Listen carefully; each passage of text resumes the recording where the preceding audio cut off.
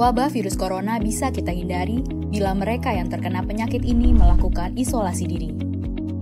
Tidak semua pasien corona harus dirawat di rumah sakit. Mereka yang tidak termasuk kelompok rentan cukup melakukan isolasi diri di rumah. Protokol isolasi diri sendiri dalam penanganan COVID-19.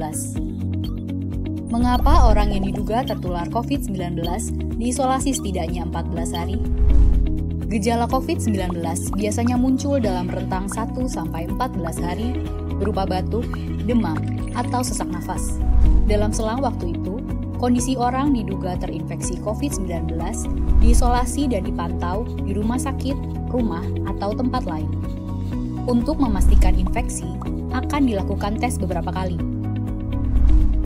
Apabila Anda bukan kelompok rentan seperti lansia atau memiliki penyakit kronis lain seperti diabetes, jantung, kanker, penyakit paru kronik, AIDS, penyakit autoimun, dan sejenisnya, maka Anda dapat secara sukarela atau berdasarkan rekomendasi petugas kesehatan melakukan isolasi mandiri.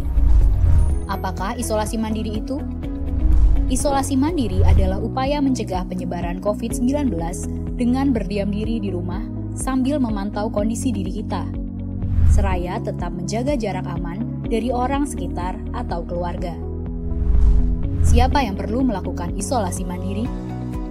Siapapun yang memiliki gejala sakit seperti demam, batuk atau pilek, nyeri tenggorokan, atau gejala penyakit pernafasan lainnya, atau termasuk dalam kelompok orang dalam pemantauan atau ODP, yaitu orang yang pernah berkontak erat dengan pasien positif COVID-19 dan atau orang dengan riwayat perjalanan dari negara atau transmisi lokal COVID-19. Berapa lama waktu isolasi diri? Setidaknya selama 14 hari sampai hasil pemeriksaan sampel di laboratorium diketahui. Apa yang perlu dilakukan saat isolasi mandiri? Tinggal di rumah dan jangan keluar, kecuali untuk mencari pertolongan medis. Sebisa mungkin, gunakan kamar terpisah dan selalu jaga jarak setidaknya 1 meter dari anggota keluarga lain. Selalu gunakan masker selama masa isolasi diri. Ganti masker secara rutin apabila basah atau kotor. Lakukan pengukuran suhu harian dan observasi gejala seperti batuk atau kesulitan bernafas.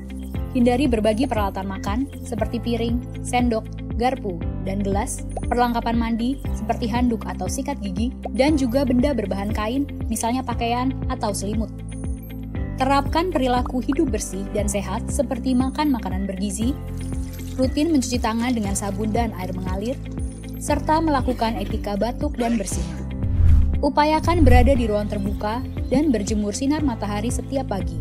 Jaga kebersihan rumah dengan cairan disinfektan, terutama untuk area atau permukaan yang sering tersentuh tangan. Hubungi segera fasilitas layanan kesehatan bila sakit memburuk, seperti mengalami sesak nafas. Apa yang tidak boleh dilakukan saat isolasi mandiri? Tidak boleh keluar rumah, termasuk untuk bekerja, apalagi ke ruang publik. Bila sangat terpaksa harus keluar, gunakan masker dan hindari transportasi publik atau tempat ramai. Tidak boleh berbagi alat makan, mandi, dan pakaian bersama anggota keluarga lainnya. Cuci peralatan makan dan pakaian secara mandiri, terpisah dari anggota keluarga lain. Bila harus berbagi kamar mandi atau mesin cuci pakaian, maka bersihkan dengan desinfektan setelah dipakai. Bagaimana menjaga pertahanan tubuh selama masa isolasi mandiri? Tetap terapkan pola hidup sehat, antara lain dengan makan makanan bergizi seimbang, perbanyak buah dan sayur, istirahat yang cukup, lakukan olahraga ringan, dan hindari merokok atau minum alkohol. Isolasi mandiri bukanlah sesuatu yang sulit, namun membutuhkan komitmen baik dari diri sendiri maupun keluarga dan orang terdekat. Orang yang menjalani isolasi dapat mengalami kesepian, kekhawatiran, dan ketidaknyamanan saat mengalami gejala sakit. Maka mereka perlu dibantu, didukung, dan diberi semangat. Mari saling berempati, perkuat solidaritas, dan bersama kita melawan corona.